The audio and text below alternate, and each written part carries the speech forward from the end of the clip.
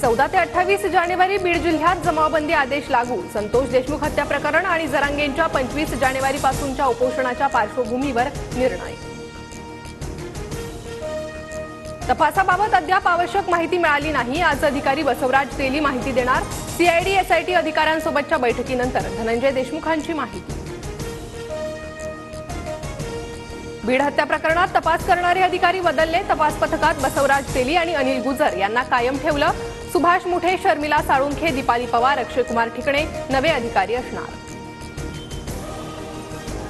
कुणालाही दयामाया दाखवू नका, एकही आरोपी सुटता कामा नये। मुख्यमंत्र्यांचा बीड एसपी सीआयडी अधिकाऱ्यांना फोन। सरपंच देशमुख हत्या प्रकरणी तपासाचा आढावा घेतला।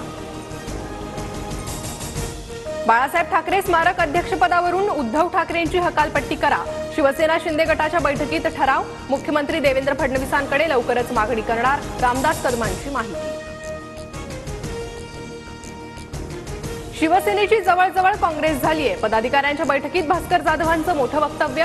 निवडणूक काळातील पदाधिकाऱ्यांच्या कार्यपद्धतीवर भास्कर जाधवांची तीव्र नाराजी। टोरेसच्या कांदिवलीतील कार्यालयावर गुन्हे शाखेचे छापे। नव्या बाबी समोर येण्याची शक्यता। मुंबईतील सर्व कार्यालयांमधून साधारण 9 कोटींहून अधिक मुद्देमाल जप्त।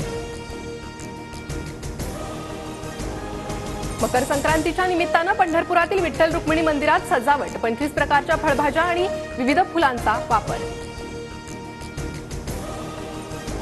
सोयाबीन उत्पादक शेतकऱ्यांसाठी आनंदाची बातमी। राज्यातील सोयाबीन खरेदी 31 जानेवारीपर्यंत सुरू राहणार। मुख्यमंत्री फडणवीसांची विनंती केंद्रीय कृषी मंत्र्यांकडून मान्य। बदलापुरात पुन्हा एकदा गॅस गळती। रासायनिक कंपनीतून गॅस लीक झाल्याची शक्यता। बदलापूरकरांना घशाची खवखव, डोळे चुरचुरणे असा त्रास सुरू।